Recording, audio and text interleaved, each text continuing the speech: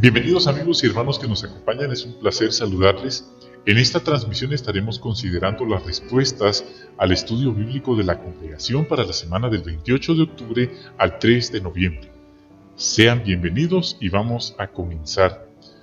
Es un video bastante interesante el que estaremos considerando, esperamos les sea de utilidad en su preparación para la reunión y también fortalezca nuestra fe. Seguimos en la lección 88 bajo el tema El hombre rico y Lázaro. Esta es una parábola que cuenta la historia de un hombre rico, muy tacaño por cierto, y de un hombre desdichado, desamparado, mendigo, llamado Lázaro, el cual apreciamos en la imagen. Bueno, la semana pasada consideramos algunos puntos, pero a continuación consideraremos las últimas preguntas de esta lección. La primera dice, ¿cómo describe Jesús el cambio de circunstancias del hombre rico y de Lázaro? Respuesta, Jesús cuenta el desenlace de la historia de Lázaro. La muerte de ambos personajes es significativa. Es a través de esta descripción de la muerte de ambos como Jesús ilustra el cambio de circunstancias. ¿Sí? Específicamente, pues Jesús acaba de indicar este cambio de circunstancias al decir que la ley y los profetas llegaron hasta Juan y que desde entonces se anuncia el reino de Dios como buenas noticias. Así que con la predicación de Juan el Bautista y de Jesucristo, tanto Lázaro como el hombre rico mueren, ¿sí? En el sentido de que su situación cambia y pasan a ocupar una nueva posición ante Dios.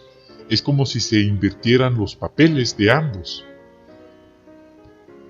Entonces esto es simbólico, ilustra el cambio de circunstancias que ocurrió con el hombre rico y Lázaro, ¿sí? Entonces Lázaro ascendió al cielo y el hombre rico descendió a un lugar de fuego donde era atormentado constantemente. Ese fue entonces el cambio de circunstancias que Jesús describió en esta parábola. ¿Cuál es la reacción de los líderes religiosos ante el mensaje que predican Juan y Jesús? ¿Cómo lo explica Jesús en su historia? Bueno, la reacción de los líderes religiosos es mala. Ellos rechazan radicalmente el mensaje de Juan y Jesús. Ellos son enemigos a muerte de Jesús y harán todo lo posible para matar a Jesús. Entonces ahí está. Esa es la reacción de ellos al mensaje de Juan y Jesús. De hecho, otra reacción, aparte de que no les gusta en lo absoluto, es que a ellos los irrita, los atormenta, ¿sí? Lo que indica que les espera un duro castigo de parte de Dios. Ahora, ¿cómo explica Jesús esto en la parábola? Bueno, Jesús describe a estos hombres como el rico que es atormentado por fuego. Sí, en ese lugar de fuego él es atormentado. Entonces así lo describe Jesús en la historia. Estos líderes religiosos tan codiciosos sentirían un gran alivio si Jesús y sus discípulos dejaran de anunciar este mensaje de Dios. Ahora, ¿qué les gustaría a los líderes religiosos que ocurriera, pero por qué no sucederá eso nunca? Bueno, siguiendo en la línea de razonamiento, a Jesús cuenta que los ilustra a ellos como el hombre rico que es atormentado. A ese hombre rico en la parábola le gustaría recibir un poco de agua para calmarse, ¿sí? Y también que alguien les advirtiera a sus demás parientes a que cambiaran de actitud, ¿sí? Entonces, como vimos, este mensaje que Jesús predica es como un fuego que atormenta a estos líderes. Pero como aprendimos, esto no va a ocurrir nunca. ¿Por qué no? Porque la mayoría de estos líderes religiosos no van a cambiar jamás. Son demasiado inicuos, demasiado orgullosos. Ellos escogen deliberadamente el lugar en el que están. Ellos probablemente si volvieran a nacer, repetirían el mal camino que han tomado. ¿Sí? Entonces ellos no han querido escuchar a Jesús, ni a Moisés, ni a los profetas, pues Moisés y los profetas ya habían hablado del Mesías, pero ellos se niegan a escucharlo, ¿sí? Lo que estos escribieron debería haberles impulsado a aceptar a Jesús como el Mesías y el Rey prometido por Dios, pero no lo hicieron. Entonces ahí está el punto. ¿Cuándo se hará todavía más evidente el abismo que separa a los líderes religiosos de los discípulos de Jesús? Bueno, este cambio se hará todavía más evidente dentro de unos meses, cuando el nuevo pacto sustituya al pacto de la ley, cuando Dios derrame Espíritu Santo en el Pentecostés del año 33, quedará totalmente claro que quienes tienen la aprobación de Dios no son los fariseos ni los líderes religiosos, sino personas comunes y corrientes, personas iletradas y del vulgo, a quienes los fariseos consideraban como nada. Ahí se hará evidente este cambio de circunstancias. La Biblia no dice si la mayoría de estos fariseos cambió de actitud. Dice que algunos sí se volvieron creyentes, se volvieron cristianos, pero es ese tipo de personas como el faraón, es ese tipo de personas como Caín, ¿sí? De hecho, Jesús les dijo que ellos se originaban de su padre, el diablo. Eran palabras muy fuertes las que él les dirigió. Entonces, es evidente que había un juicio esperando por ellos. Ahora, ¿qué comentarios adicionales podemos mencionar? Bueno, como aprendimos, queridos hermanos, debemos ser generosos. Debemos ser generosos y humildes en vez de ser tacaños, orgullosos y mezquinos como el hombre rico o como los líderes religiosos de esta parábola. Para Jehová es muy importante la forma en la que tratamos a los demás, y no se trata sencillamente de dar dinero a los demás, sino de mostrar interés personal, de mostrar atención, tiempo, cariño, afecto, humildad, no sentirnos más que los demás, no humillar a los demás. Alguien podría pensar que por tener privilegios en la congregación puede sentirse más que los demás, y eso no es lo que Jehová quiere. Si eso ocurriera, tal persona estaría imitando a los líderes religiosos de aquel entonces, y eso es algo que jamás quisiéramos hacer. ¿Sí? Entonces, nosotros como colectividad también estamos proclamando un juicio que viene de Dios sobre la gran ramera, Babilonia la Grande, la culpabilidad de derramamiento homicida de sangre, la amistad con el mundo, la falsedad y el lujo desvergonzado y la destrucción venidera sobre ella. También a esta gran ramera le encantaría que los testigos de Jehová desaparecieran de la tierra y dejaran de predicar, pero eso es algo que nunca va a pasar porque no es una obra humana, es una obra espiritual dirigida por Jesús y Jehová, que están al tanto de lo que ocurre. Entonces, también hemos aprendido con este estudio que las verdaderas riquezas no son las materiales, ¿sí? Sino las riquezas espirituales, las cuales nosotros manifestamos en nuestro modo de vivir.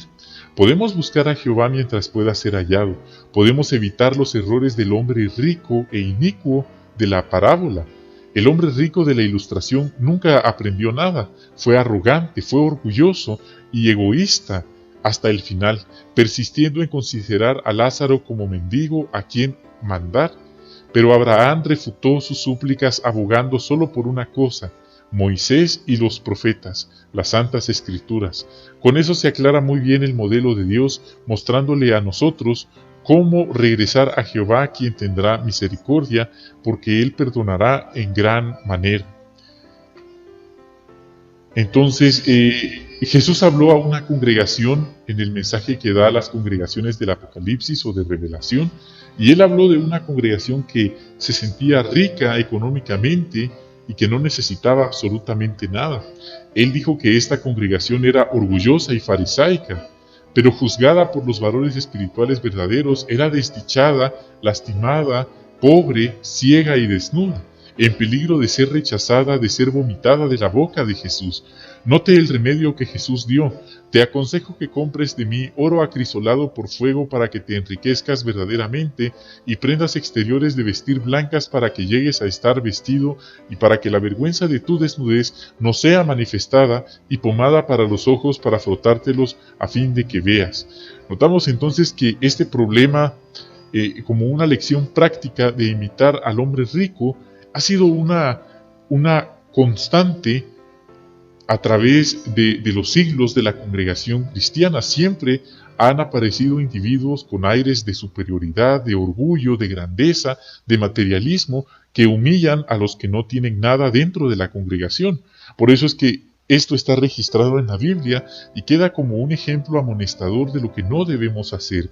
Y si percibimos que eso ya está en nosotros, debemos orarle a Jehová que nos dé humildad, que nos ayude a cambiar esa actitud, pues no hacerlo nos pondría en una posición tan peligrosa como la del hombre rico de la parábola. Esto es significativo, de verdad es algo muy serio en lo cual meditar, pues los fariseos orgullosos, altivos e inicuos, ¿dónde estaban? Bueno, ellos estaban en el templo de Jerusalén. Ellos tenían privilegios de servicio en ese lugar, en la adoración al Dios verdadero. Ellos tenían puestos de autoridad. Queridos hermanos, a lo mejor algunos lo han vivido o lo están viviendo. No debemos decepcionarnos o sorprendernos si en alguna ocasión vemos a alguien con autoridad actuando de forma farisea. En vez de criticarlo, queremos orarle a Jehová por esa persona, pedirle que sea reajustado, y Jehová y Jesús es el cabeza de la congregación. Ellos están al tanto de todos estos casos, de todos estos abusos de autoridad, y ellos al debido tiempo arreglarán los asuntos de la mejor manera. Debemos confiar en ello. Lo que nunca debemos hacer es abandonar la congregación por estos individuos que a lo mejor podrían desmotivarnos. Nunca debemos hacer eso. Y si ya no nos sentimos cómodos en algún lugar, podemos cambiar de congregación, pues como dije, lo que nunca debemos hacer es abandonar a Jehová, abandonar nuestro voto que le hicimos. Tenemos un modelo bíblico a este respecto. Jesús, es verdad que los fariseos le hacían la vida imposible a la gente. Jesús siguió adorando a Jehová, no abandonó a Jehová. También Pablo y Bernabé tuvieron una diferencia y tuvieron que separarse y seguir sirviendo a Jehová, pero en congregaciones separadas. Pero lo que nunca hicieron fue abandonar a Jehová. Ese es el ejemplo. Ahora, si no hay otro lugar a donde podemos ir, debemos orarle a Jehová que ayude a que las cosas se arreglen de la mejor manera y que nos ayude a aguantar. Muy bien, queridos hermanos, es así como finalizamos esta transmisión. Esperamos les haya sido de utilidad en su preparación para las reuniones. Son temas bastante realistas, bastante prácticos, bastante teocráticos los que estamos considerando. Esperamos esto haya sido de fortalecimiento para todos. Bendiciones a ustedes y a sus queridas familias. Hasta la próxima.